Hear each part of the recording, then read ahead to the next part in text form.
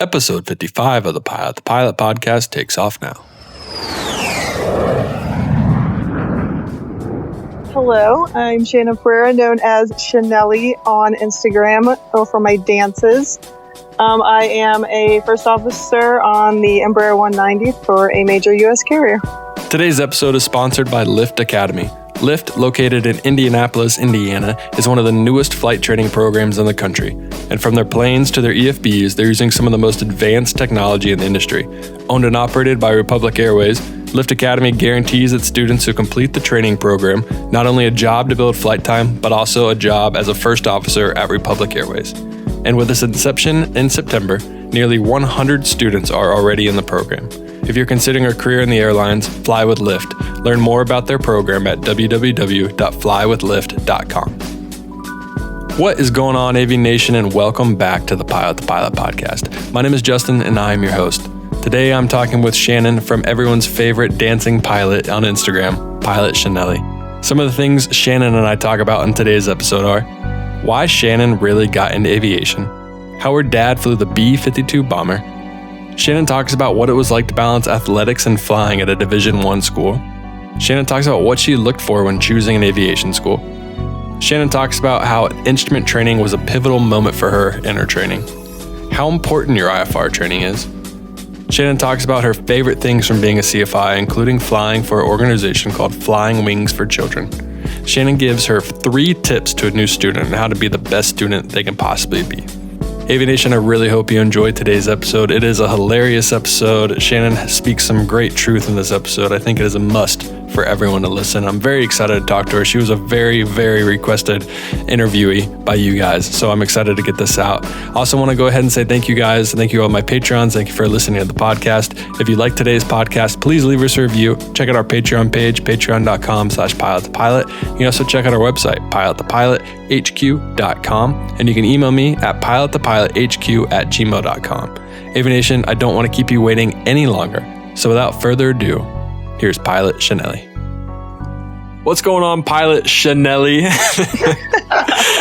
Thanks for coming on the podcast. I appreciate it.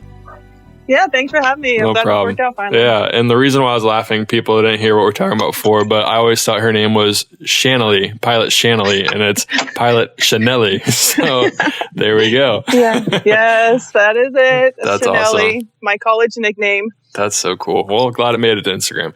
But let's go ahead and get started and just talk about why you wanted to be a pilot. What is the reason for you getting into aviation? Oh, gosh. Why did I get into aviation? Honestly, I don't remember not having aviation in my life. I grew up with a father that was in the Air Force, so I was a little bit of an Air Force brat. We moved for the first 4 years of my life, and I guess I just always remember having airplanes around me. Mm-hmm.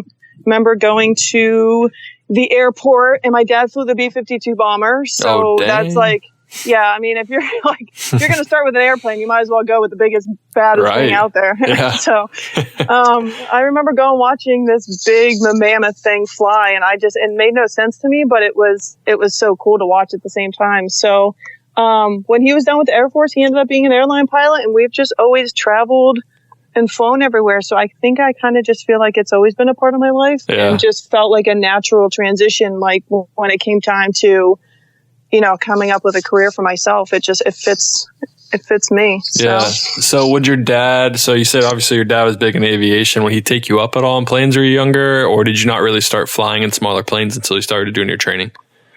Yeah, no, I did not really start flying until I was actually older. I think I started, it was in high school. My dad had a friend who owned an airplane and took me up for the first ride just to kind of make sure this is what I want to do, because it's always fun to watch on the outside and ride the back.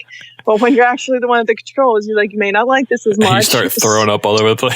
Yeah, I'm like, what is this? Give me down. And I'm like, oh, are we done yet? Yeah, that's funny. So, so that was my very first exposure to it.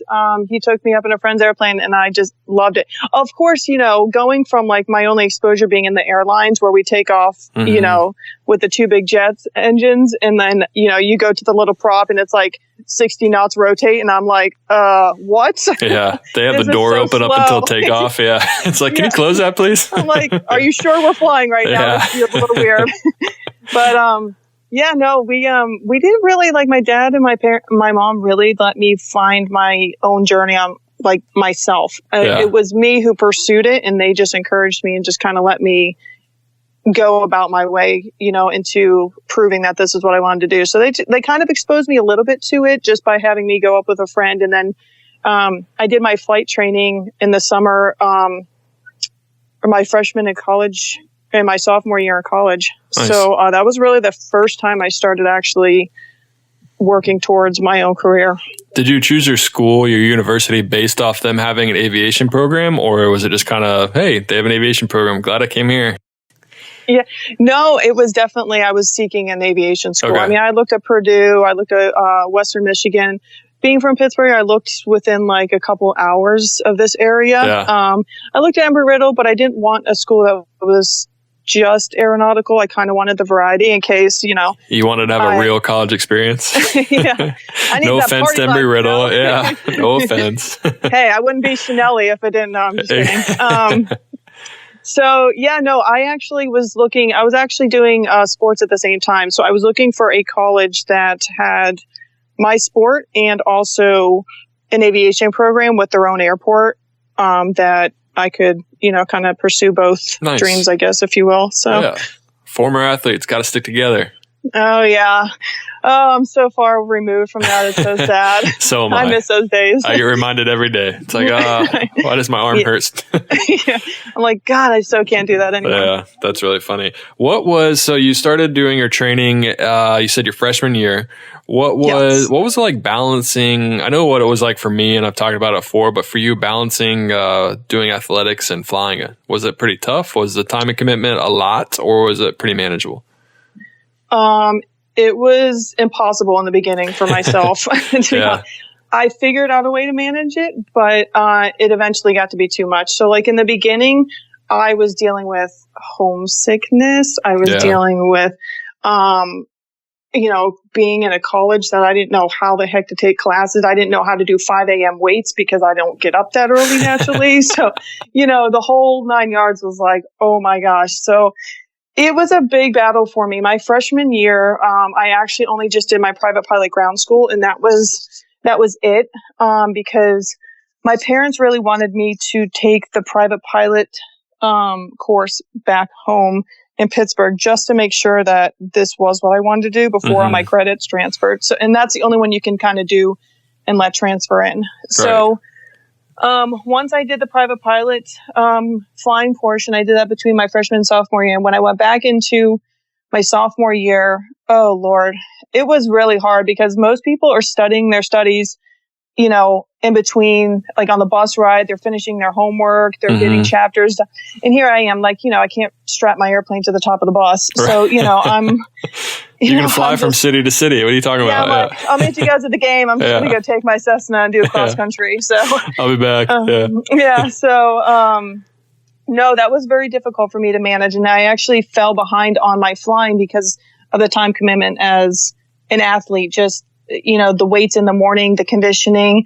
Then you go to classes, just your normal classes for your credits. And then you have afternoon practices, and then you have dinner, you have study halls or whatever you had to do. And then it was bedtime. So it was very difficult. And, I would have my flight time, my like slots, that I was scheduled for that semester. But, the weather doesn't always cooperate in Ohio. I mean, we all kind of know what type of weather that place gets. So, it's the worst. You're scheduled on certain days to fly. And if it doesn't work out, it was hard for me to reschedule because, I was at practice or I was doing, away at games or something like that. So it was not easy. I wouldn't change it for the world because the growing experience for me to do both was awesome. But, it was a challenge. for sure. I probably could have managed it better, but. Well, yeah, same with me. Looking back, I was like, man, I was kind of like a wuss. Like I was like, I just made excuses over and over again. But in the moment, I was like, I'm tired. It's like, I just woke up, I had a workout at 4 a.m. My legs can barely move. It's like, how am I going to use right rudder so I don't go into a spin when I do a power on stall? It's like, I don't understand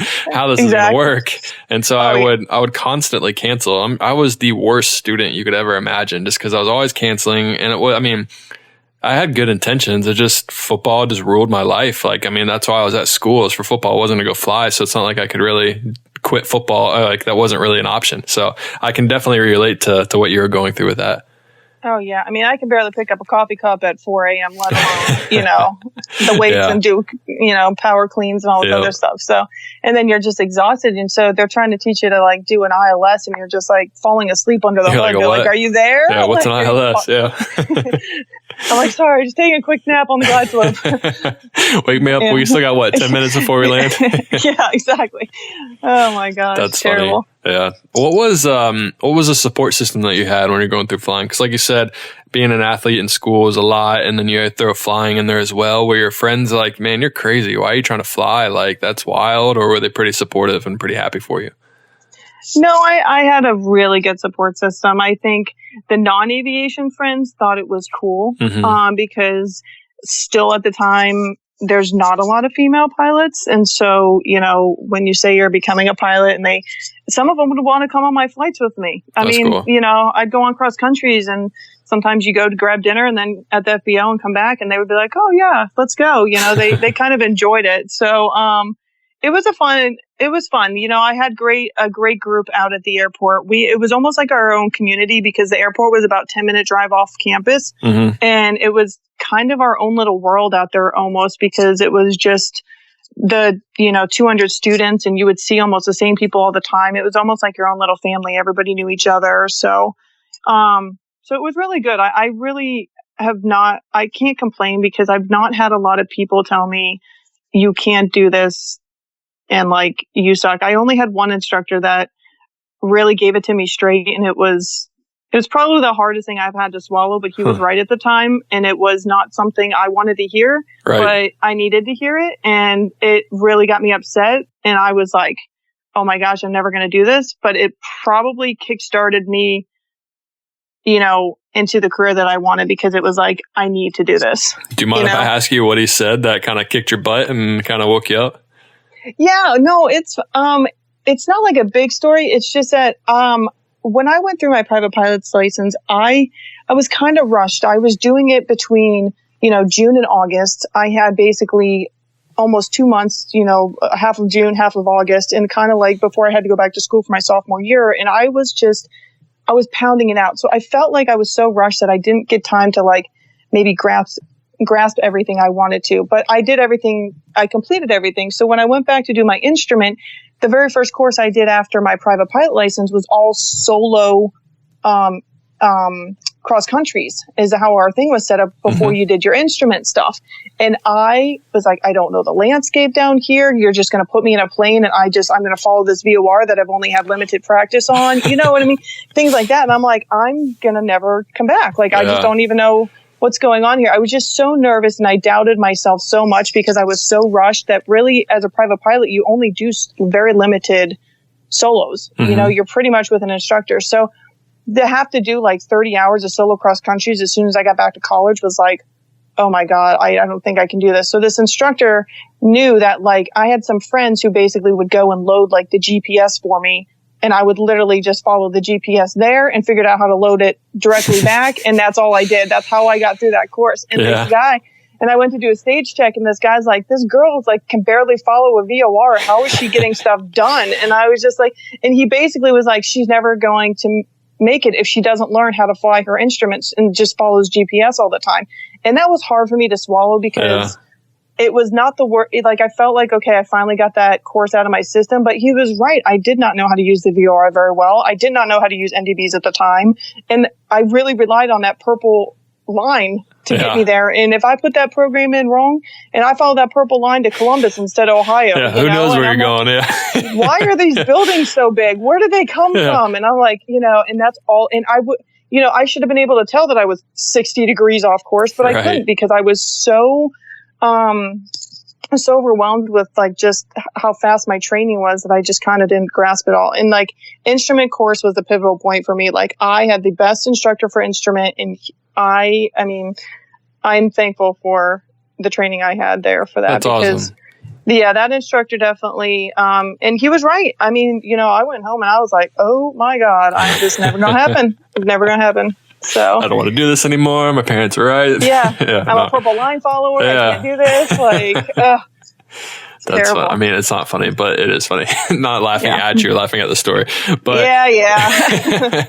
No, I mean, it's like, I feel like everyone in their training has that moment. Like you get comfortable doing it one way and you don't necessarily you don't have the knowledge of everything that's around you, and you don't necessarily want to get out of what you know because it's hard and it's difficult and it's just something you don't understand. And it's like, well, if I know how this works, why do I need to do it this way? It's like, and especially now where how many times do you use a VOR and track a VOR in the plane that you fly? It's like exactly not very often. All you really do is follow that magenta or purple line. So I mean, but it's very imperative in your training that you know how to track a VOR, because I've had, when I was flying freight, it wasn't an IFR, it was a beautiful VFR day, but my GPS failed and I was going somewhere I've never been before, and I was like, oh cool, I guess I get to follow VORs.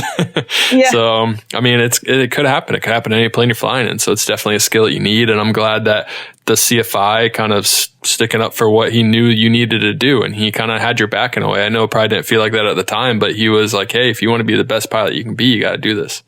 Oh yeah, it was for my best interest, but like you said, I mean, you get so used to one thing and you get limited exposure to something, and the needle has to be this one way, and how the heck do I make it turn around the other way, and how do I get home? And when someone's like, just put in KUNI and hit enter and I can follow a line, forget it, that's all I'm going to do, But he was right. I needed to know everything else, and I'm so glad he did, because that really, I now being where I am, I know how imperative it is to have your basic stick and rudder pilot like skills. You need those. You absolutely do. Well, what you learn is kind of what you build off your whole career based off. Like, I mean, the knowledge that I had when I was training and what my flight instructors taught me is you can tell when someone hasn't had a good instructor because they still don't necessarily have a full grasp of what goes on. And then you're just like, the guy he might be your captain. He might have like 5,000 more hours than you, and he does something wrong, and you're like, what are you doing? It's like, why would you do that? It's like, how? And he's like, what do you mean? It's like, what do you mean? Where's this thought process going here? Who taught you this? That's funny. So I mean, it is very imperative to kind of have a knowledge of everything. So I mean, that's awesome. Yeah, it was a learning curve, that's for sure. Yeah. What was the rest of your training like? Did you struggle with anything else, or was it kind of all good to go after that?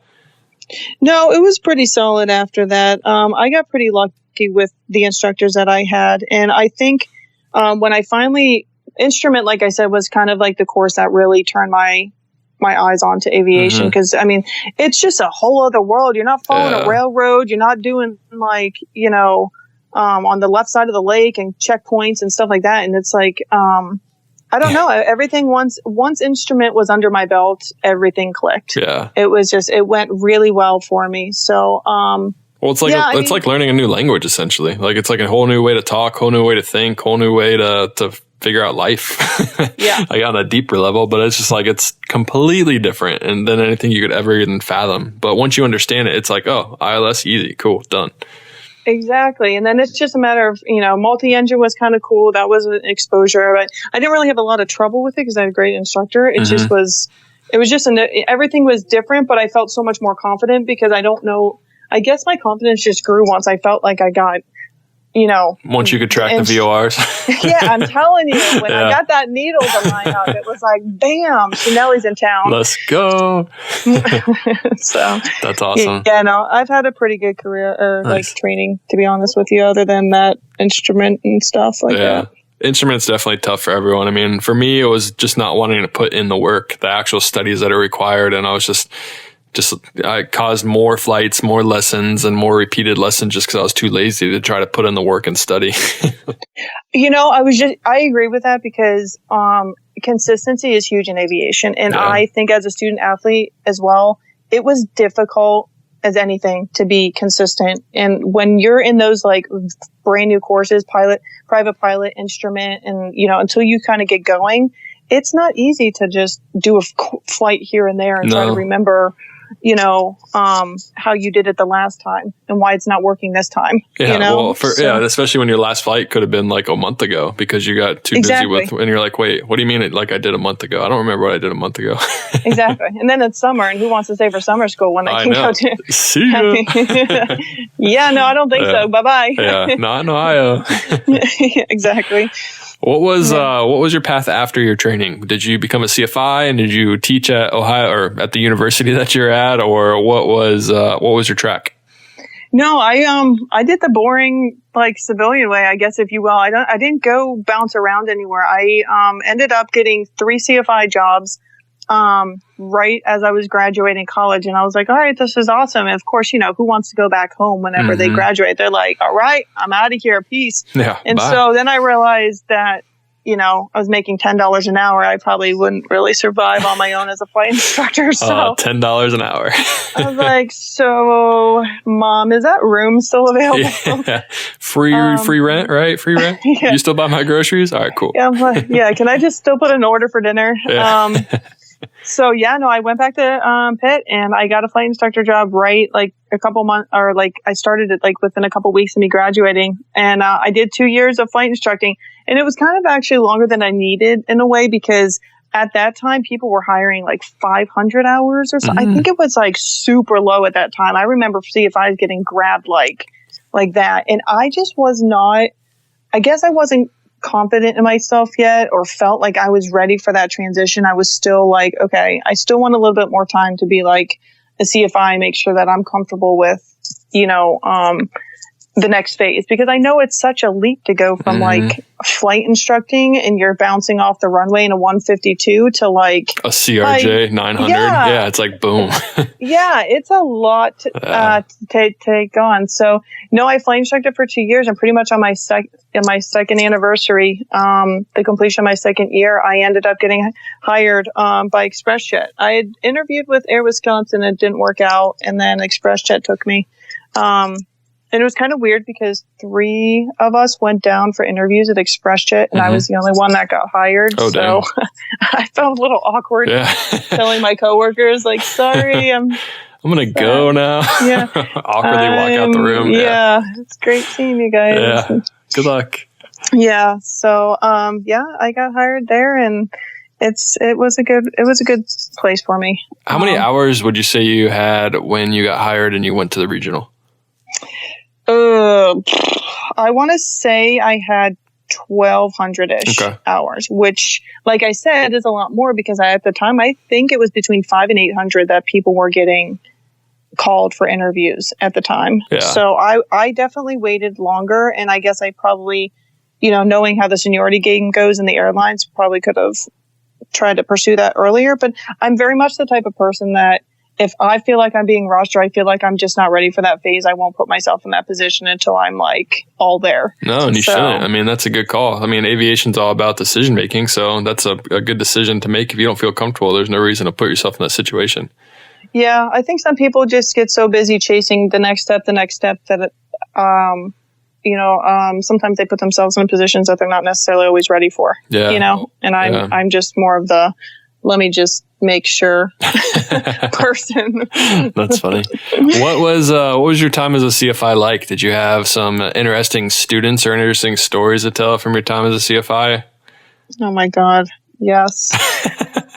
Oh, the people that I flew with. They're so sweet. No, I'm not going to name names or anything, but you have the girl that, who just, she was, I don't know, she never soloed. She just was trying to learn how to land and ended up on my plate, 3 years later, and she was still trying to learn how to land. And at some point, somebody's got to tell the poor girl, you're not going to land. She might not figure this out, and I tried every technique in the book, but I mean, that was good. Not the best flying for my body. But I've had a couple of students, I fly with a lot of males, so,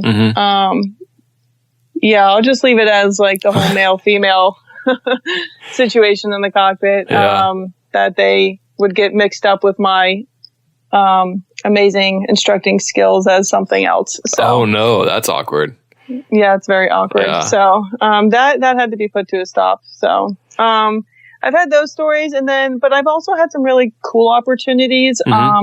We did two things. One of my favorite things that I got to do was called Wings for Children. And that what they did was a multi-engine airplane that we had at our flight school. They took 2 flight instructors, and we would basically fly kids for free to doctor's appointments, so that way they could get the health care that they actually needed. So Wings for Children was a program that we donated our time. I mean, for me, it was a multi-engine builder. So of course I was growing my resume by doing this, but I was also growing as a person, because when you land an airplane and you see this mother and this child that's, 6 years old and is just battling some sort of disease or cancer or something, and you're just like, your heart breaks, and you're just basically there to transport them, and you hope things are going well for them. And there's a story where there was this little kid and this mom that we picked up multiple times. I want to say what is it? What's the program called? Is it like I want to say it's like Shin. I'm trying to think of the name of the program for the kids, what it's called. Anyways, it doesn't matter. I'll get sidetracked trying to find the name. But anyway, okay, so we picked up this child and his mother multiple times. They lived in like middle Pennsylvania, and they were going to Cincinnati for treatment all the time. And we would fly them those long distance. And so I got to know them a little bit, and I found out this little kid was a huge Steelers fan. And I happened to actually know the trainer at the time for the Pittsburgh Steelers, the head trainer, athletic trainer. So he went and got a signed football of like all the Steelers for him. And I brought it with me on my very last flight with him. And it was the cutest and coolest experience for me. So it was awesome to see how well he was doing, like by the end of it. So that was part of my training that like I really loved. And I was also an adjunct instructor for the community college. They had me teaching college courses for students too. So I kind of did a mixture of like the Wings for Children, flight instructing. I was an adjunct professor. So yeah, that was kind of what I did in those 2 years. Did you enjoy being a CFI? I did. Yeah. Yes. It's so cool because I see some of my students now just freaking flying jets or at different airlines. I'm like, I taught you that, You wouldn't be here without me. Don't forget about it. You owe me a coffee. Yeah. It's like, remember when you almost killed us in the 172? Good luck. Yeah. Remember that sexy pilot voice you were practicing? Still not there. Still. Yeah. Stop it. No, it's super cool. I love being a part of somebody's journey. So it was really cool because I know how important my instructors were, and I know how important it is to have a good instructor as part. Like I kind of feel like instructors kind of can make or break your journey. So you got one that's kind of not really focused on being an instructor and kind of just wants their hours and leaves, and you kind of get left hanging. And then if you got one that's really invested in, helping you, I know the difference. So I've had both, and I think I was very passionate about making sure that whoever I was there teaching, I gave everything to until it was my time to go. That's awesome. What I mean? So I keep in contact with many of my students actually. So that's the main reason why I didn't become a CFI, is because I truly didn't think I would be able to give like all my time and really be passionate about teaching. I just wanted to build my hours as fast as possible. And I didn't want to have someone's career in my hands, because like you said, you're the one that is responsible for their learning. You are molding them into the pilot that they're going to become when they are a major airline pilot. And they're going to have you to either thank or blame for getting the job or not getting the job. And it's like, I don't really want that responsibility. I just kind of want to build my time. And there's nothing wrong with that. It's just like, if you don't want to be a CFI, you can go down other routes. So that's why you have options. Oh yeah. There's plenty of options for sure. I knew that flight instructing just seemed to be the easiest for me to fall into when I got home. But a lot of people went to do, I think it was AirNet, and did some of the cargo flying and stuff like that. Yeah, that really wasn't I liked sleeping at nighttime, so I wasn't really. Yeah, I flew cargo. That is not good for sleep whatsoever. So you made a good choice if you like sleeping. Yeah, I got to keep this space fresh somehow. I had a lot of friends that went to AirNet too, and then I guess AirNet shut down, and then it became AirNet 2, and now it's part of Coletta, so it's like a whole thing that's going on with AirNet. So yeah, I probably made the right choice. Yeah, it was NetJets and Aeronet. That's where everybody kind of went, but neither one of them interested me as much. So I kind of went the flight instructing route. So. Nice. That's awesome. Yeah. What was life at a regional like? When you got hired at a regional, was it kind of the bad time of regionals where you're making minimum wage and sleeping on benches and doing all that kind of stuff? Yes. Or was it, what was that like flying when you knew someone at McDonald's might be making more money than you? It sucks, to be honest with you. I mean, you literally are putting in, you have the crappy schedule, you're working holidays, you got all these, I don't know, it's just the logistics of being an airline pilot at the beginning was difficult. You're in, what's a crash pad? Yeah. Like, I don't sleep in bunk beds. I've never slept in a bunk bed, like, I don't want to do this. I'm a pilot. I don't need to sleep in a bunk bed. Yeah, I'm like, what is this? You're on overnights by yourself and you're just like, okay, so I eat dinner by myself every night now? Yeah. Like, is that how this goes? And like, I just stay in my hotel room forever now? All right. Yeah. So do I pack mac and cheese every day? Like, how does this work? So the adjustment was tough because, you think you get your first real job and you're just like, hell yeah, I made it. And like, bring on the money, and it's just, no, honey, no, it's not going to be there for a while. So it definitely was more of a pay your dues attitude. I think I just kind of accepted because that's just the way it was. It was not like you could go to, if you wanted the airline life, the regionals was the way to do it. And none of them were making money, to be honest with you. Express Jet was one of the best at the time when I got hired. So yeah, it was a tough pill to swallow because you definitely have these ambitions of, what a airline pilot life is, and you're all excited. You put on your uniform, you go there and, you can barely pay your gas bill when you get done. Well, it's crazy to think about. I don't really think that was very common knowledge for all the passengers, everything, how bad they were paid. It's definitely better now. I think they kind of do a good job of tricking people with the first year pay and the bonuses. And then their second year pay, I think first year, some of them can make 70 or 80 grand. And then second year, it's back down to 45 or 40, which is still a lot better than what it was when you were coming up. But it's still, that's a big difference. That's a big jump to go from your first year with like a $30,000 bonus and you lose the bonus and you're back to kind of making 50 grand or 45 grand, but at least it's livable. So there's that. Oh, it's huge difference. Cause I think I was at like 21,000 or something for like the first year. Like, are you kidding me? Yeah. So yeah, no, like you said, I was lucky though. I never got furloughed. There you go. At that time. So, you kind of have to keep in perspective, like I'll take the 21,000 over. Maybe I wouldn't have, because maybe I would have gotten a better job somewhere else, but That's funny. I know. And aviation is it's delayed gratification, like more than any other career there is. So your friends probably graduated from college by the time 2 years out of school, they're probably making, like 60, 70 grand. Maybe some of them have a good job, live in a city, have their own apartment, don't sleep in a crash pad with a bunk bed. And you're like, dang, their life looks so good. But it's like now you're probably looking at them and they're probably still making 60 or 70 grand living in the same apartment. And you're finally like doing well. And it's like, all right, this is finally worth it. Like I can finally say that I'm doing all right with my life. Oh, absolutely. People are buying new cars. They're getting married. They got houses. And I'm literally barely making my bills at the time. And you're on the road and it's just, absolutely. It's definitely the choices you make in aviation because things change so much in aviation that you just hope to God you're making the right decision and you just hang on, at the time and hope that it works out. Definitely. Think of the people that were at TWA when TWA was one of the biggest airlines, or Pan Am, and now they're not even airlines anymore. So it's like you said, you could be at a legacy, or I don't know, whatever airline you think, and the next day they could go bankrupt. And now you could be looking for a job going somewhere else, or someone else could buy. So like you said, aviation is wild. As soon as you get comfortable and stop kind of always keeping your eye out and kind of like paying attention to what's going on, something could happen. So it's definitely interesting. Yeah, I had some of our flight instructing friends who left, right? I was still flight instructing and they had left to go to, I think it was Independence Air. Mm-hmm. I think that was a regional at the time and that, obviously is non-existent anymore. And they were out there trying to find something else. So you kind of like, you hear from so many people of like, okay, don't do this, do this. And you're just kind of hoping that you can just make it through with the decision and who calls at the time, Yep.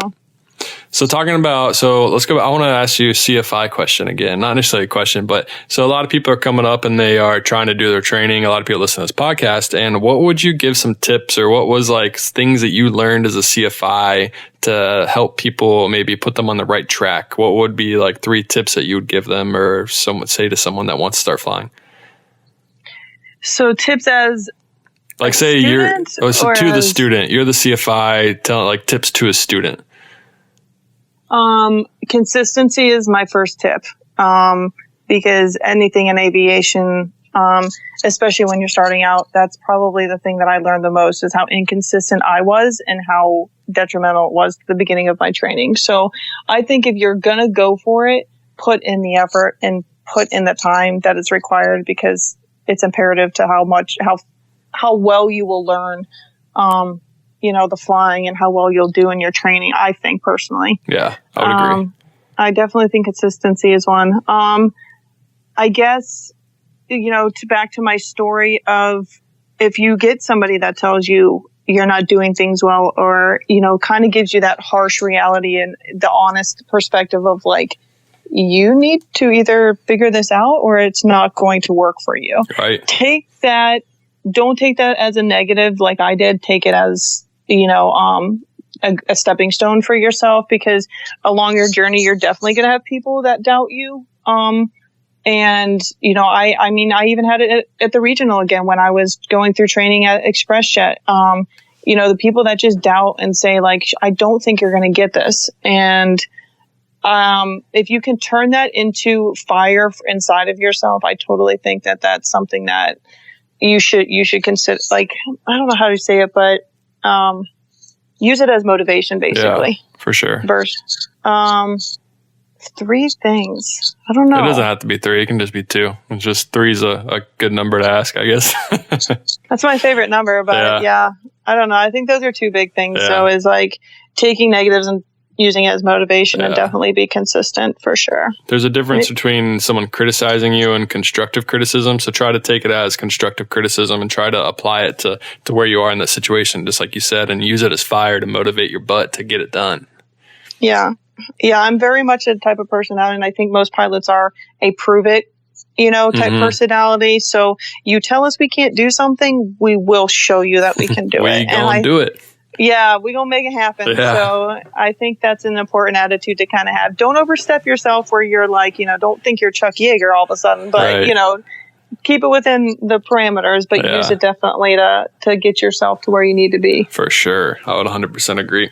All right, cool. I think that works for them perfectly. Those are some good advice, something that everyone can use. So you're back at a regional pilot. Was regional airline flying everything you thought it'd be and more, or was it different than we thought it was going to be? I don't think I knew what on God's green earth I was getting myself into, to be honest with you. I think it was probably better than, it was harder at the beginning, but better than I expected. Just the adjustment of flying with new people, because, when you're a flight instructor or you're in college, you pretty much know who you're flying with all the time. Right. So the whole, having a flight attendant, a captain, like, how do I be friends? How do I be a first officer? How do I, walk around as if I know what I'm doing when I'm so brand new and people look at you and ask you questions and you're like, I have no freaking clue. Just look the part. Yeah. It's like, you kind of fake it till you make it almost. So like it was a big like learning adjustment for me. And I don't think I knew what I got myself into at first, because I was just like, it was just a brand new world. Nobody really tells you too much how it's going to be until you actually experience it. They can kind of give you an idea, but like I said, the overnights, the crash pads, you're like, I've never heard of any of that stuff. So once I got comfortable with what an airline pilot was, it was so much cooler. Like, cause when you start making friends and you can fly for free and you do get a better schedule and you can start going on vacations and, you start like only on a vacation month where you can maximize your vacation and maybe only work, 2 or 3 trips, and you have 2.5 weeks off, and you're kind of like, who else gets 2.5 weeks off, but, and gets paid for it to like have a vacation, right. But this job, you know what I mean? Like, we have some really cool aspects to flying. We definitely do. we can maximize our schedules, or we could shift things if we need things off, or ask a friend to pick up a trip for us, or, where not everybody can do stuff like that at their jobs, the flexibility we had. So I absolutely loved it. And, Cleveland, I was based in Cleveland. It was kind of like a small family feel. Mm-hmm. So it was a perfect place for me where I didn't feel like a small fish in like a huge pond. I kind of felt like I was able to adjust a lot easier because people were so family oriented in a way. Nice. In that base. Yeah. So it turned out to be a really awesome experience for me, and probably better than I originally expected. That's awesome. Yeah, no, it's definitely, when you have a nice small family exposure and experience, that's definitely can help you out. And I agree with what you're saying about how there's like, no one teaches you what to do once you become an airline pilot. It's like your whole career, you've been reading books about what to do, or watching YouTube videos, what to do, but there's nothing like, all right, when you show up your first day, you're going to walk down the jet bridge, and then you're going to make sure your epaulets are facing this way and not the other way. And like, there's just so much to being an airline pilot that you're never taught, and you're just kind of just like job knowledge and stuff that you pick up on the way. So it's definitely true. Oh, that's exactly right. Like my very first trip, IOE, my captain was like, all right, well, I'm going to park, the car in the parking lot. Like, he's like, I'll meet you at the airplane. You just go ahead and make your nest. I'm like, what the hell does that mean? I don't know how to make a nest. Like, my bird? I'm like, where do I put my books? How do I get the airplane? He's like, go ahead, just turn on the airplane. I'm like, oh, no. Because when you're in training, all you do is like, the sims are already up and running. You're just kind of like, you just train. And so it's like real life world. And like, I don't know how to turn this airplane on. I'm like, he's like, the most important thing is remember where your car's parked. I'm like, oh yeah. I've never left a car somewhere for 4 days. Like, because it's just like all those little things that you're like, where's the crew room? I have no freaking clue. Like, gate 28, where's 28? You're just like, oh my God, it's just, and you're walking around in a pilot uniform, people are asking you like, where the heck things are, and you're just kind of like, actually, do you mind helping me? I know, it's like, you're on Charlotte too? All right, yeah, where's that plane at? Yeah. Have you seen the pilot? Because I'm kind of looking for them too. I lost my captain. Yeah. That is funny. Walking in your pilot uniform in an airport is kind of like the worst thing ever, because everyone expects you to know where stuff is. It's like, well, yeah, if you have a trip out to LA, it's like, I'm East Coast based. It's like, I don't know anything about LA. They're like, where's Terminal C? Where's gate F15? It's like, I don't know. And they look at you like, how do you not know? It's like, how do you expect me to know where everything is? Yeah. They literally think you're lying to them because they if you don't know where the nearest bathroom is, you don't know where, so-and-so's airline gate is parked at what gate, where, hey, where's my bag? Honey, I'm sorry, but where did you leave your bag? Yeah. I honestly don't know. They told you not to leave your bag over the loudspeaker, so why did you do that? Like, it's just, you are literally a walking airport guide when you have that on, so. Yep, that is for sure. It comes with the territory. It does. So. How long were you at a regional before you made the move to your next company? If I say this, people are going to be like, how old is she? Because that's exactly what happens every time. I was at ExpressJet for 10 years. 10 years, so. Dang. Yeah. And then people are like, how old are you? I'm like, oh God, here we go. I was always told never to ask that, so I won't ask you. Don't. But I'm older than 28 or 30, like people think. So there you go. I'm 29, so. There you go. Let's see. What was it? Yeah. So what was the process of going from a regional to the place you're at now? Was it, I know you said you were there for 10 years. Did you apply earlier than 10 years, or did you wait 10 years to apply for a new job?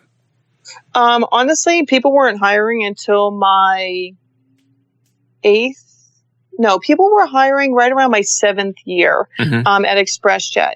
And at that time, it was all 1,000 hours PIC that you needed to get to go on. So I never really applied anywhere because I was still stuck as a first officer at ExpressJet. And actually, I ended up being only a first officer at ExpressJet my entire career there.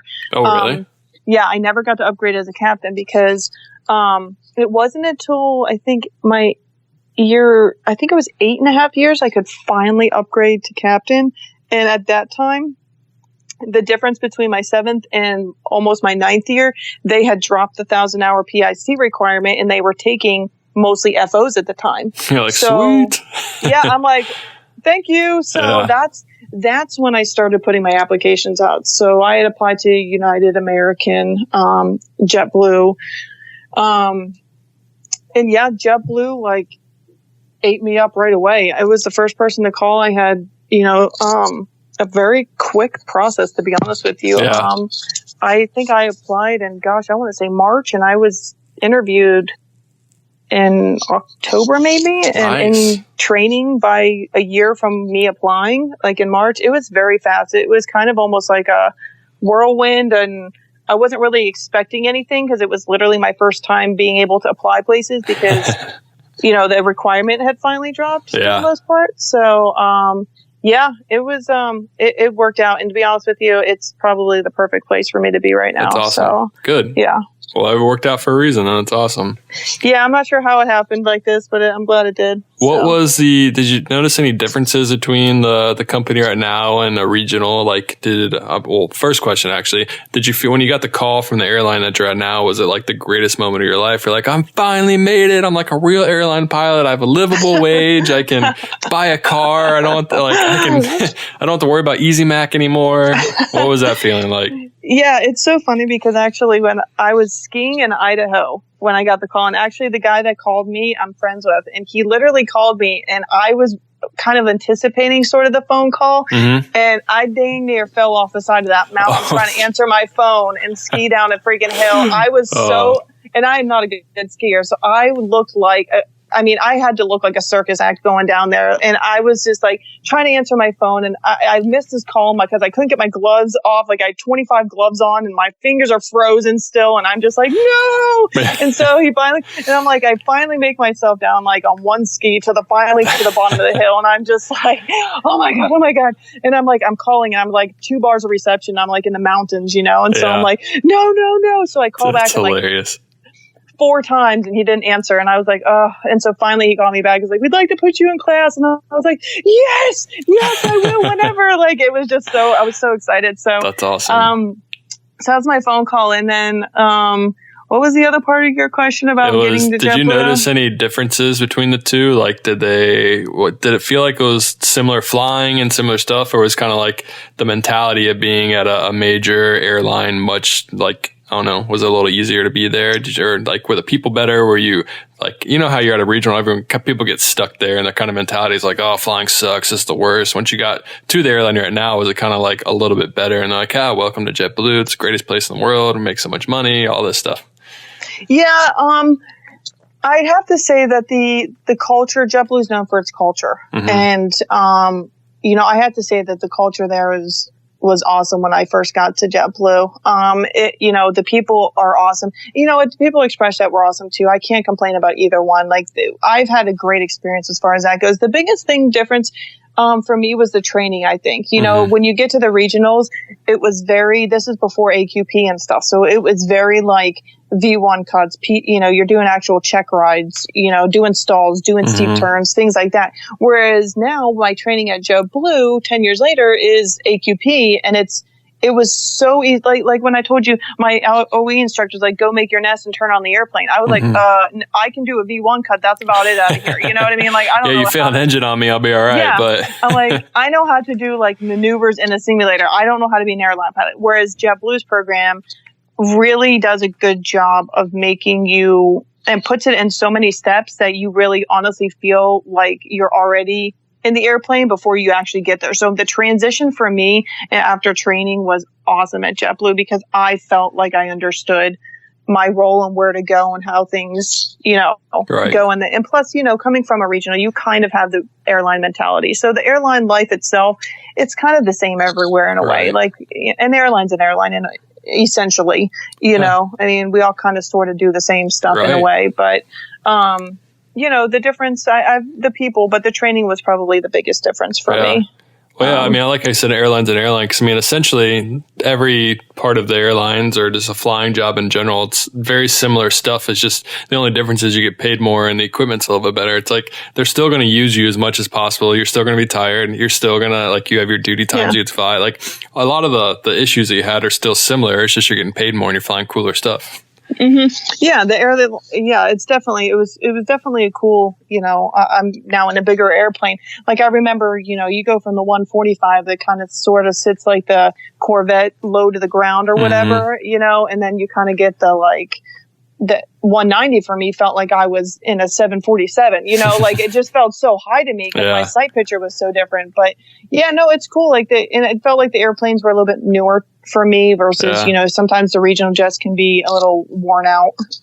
Just a little bit over the years. Just a little bit. Yeah. Saying that kindly. Yeah. They need a little TLC.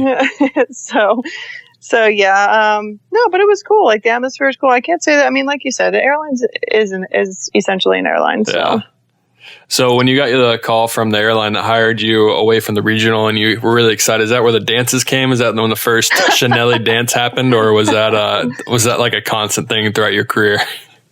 No, that was definitely just a random thing that happened. I was in some weird, crazy ass mood one day when we were flying. We were delayed. I think I was just kind of like in my own world, and I started playing, for whatever reason, the Peanut Butter Jelly song. Oh, you know what I'm talking about? Yeah, I do. Okay, so I don't know where this thing came from, but it got stuck in my head like nobody's business. So I'm up there like, peanut butter jelly time, and I just went crazy.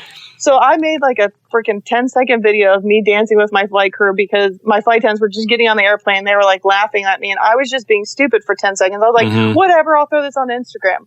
Well, the reaction I got from that stupid single peanut butter jelly video was out of control. That's hilarious. So then everybody was like, oh my God, you have to like do another one. I was like, all right, well, yeah, I mean, whatever. Like, I'm goofy to begin with. So, I just don't I don't throw usually stuff on social media or record it. So I just kind of do my thing. But yeah, it just kind of became, I guess, my thing because I just like to show the goofy side, I guess a little bit more. Sure. And I guess the reaction was so awesome for me because people were like, I love how like, you kind of, you put a smile on my face, or I was having such a crappy day and you just made my day. And like, I don't know who these people are. They just all of a sudden found me and saw my dance and like somehow it changed their day. And that kind of was so awesome for me. I'm like, me being goofy for 10 seconds and picking out a Will Smith song to dance to was kind of like made somebody's day. Was like, all right, I can do this. So, and then people were like, and some people get so worried about,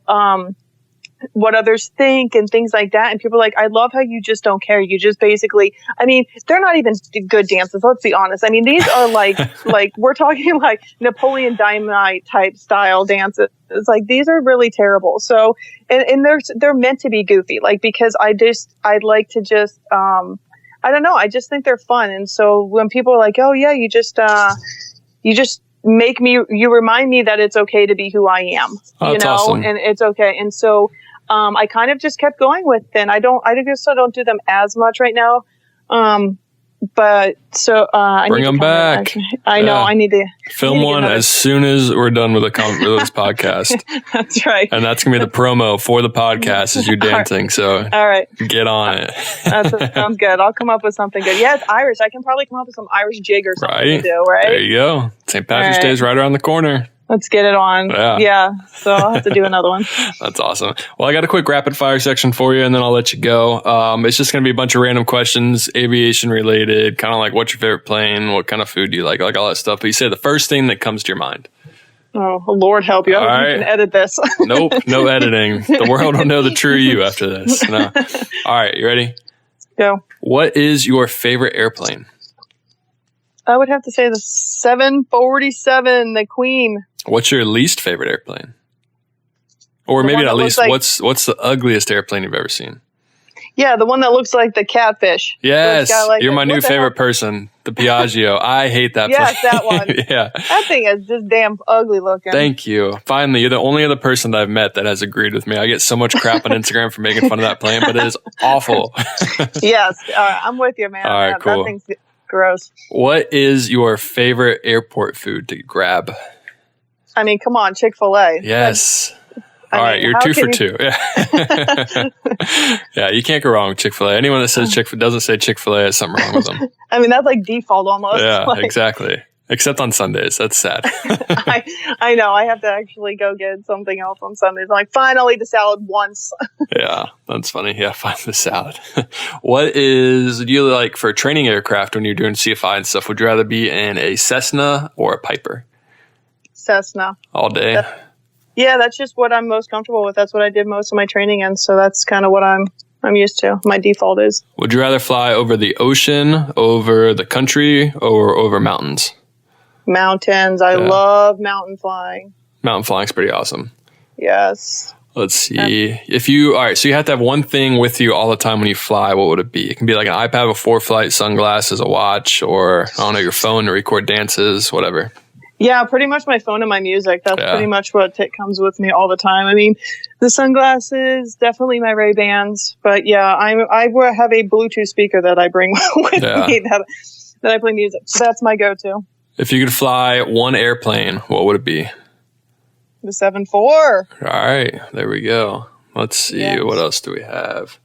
Who would you say is the most influential aviation person in your career? It could be like a famous person, or it could just be like your flight instructor. Oh my God, that's a tough one. I've never thought about this before. Boom. Yeah, you got me on this one. I don't know. I guess probably I would probably have to go with my dad. Yeah. There you go. You know, it's not like there was anything in particular, but he was just watching him do his thing. I think just inspired me naturally to want to be, a pilot and who I am. And just, I flew on his airplane before, and just he puts down this soft little greaser, in Chicago O'Hare, and I'm like, dang, boy, that's my dad. What's up? I know that man. That's awesome. So I think just little things like that as going through my journey, really kind of, made me proud and inspired me to be like that. So, well, shout out to your dad. What's up? Yeah. Well, cool. Well, those are all the ones I can think of off the top of my head. So that is it for now. But that's pretty much all I have. Is there anything else that you wanted to say at all, or do you feel like you covered it all? No, yeah, I think we got it down. I can't wait to hear this edited version. Yeah, no unedited, all unedited. Yeah. Well, I appreciate you coming on, Shanelly, not Shanelly. Yes, that's right. I think your story will be great to tell to other people, and I'm just excited for you to tell it. And I would agree that I like seeing the goofiness and the dances and stuff, because it kind of brings a different side of aviation. Because everyone thinks that all pilots are so serious and can't have fun, but it's like, no, you can still have fun while you're on the job. So I appreciate it, and I can't wait for this to come out. Thank you. I appreciate it. It's good talking to you. Yeah, no problem. Have a great day. You too. Bye-bye. See ya. And that is a wrap of episode number 55. Aviation, thank you for listening to today's episode. And thanks to our sponsor, Lift Academy. You can check out more information at www.flywithlift.com. And make sure to check out next week, as I have an interview with Lift Academy, and we found out all the details you could ever want to know. Aviation, like I said earlier today, if you liked the episode, please leave us a review on iTunes. You can check us out on Instagram at pilotthepilot. Email me at pilotthepilothq@gmail.com. Check out our website, www.pilotthepilothq.com. And last but not least, please check out our Patreon, patreon.com/pilotthepilot. You can get some awesome swag there, so make sure to check it out. Aviation, happy flying.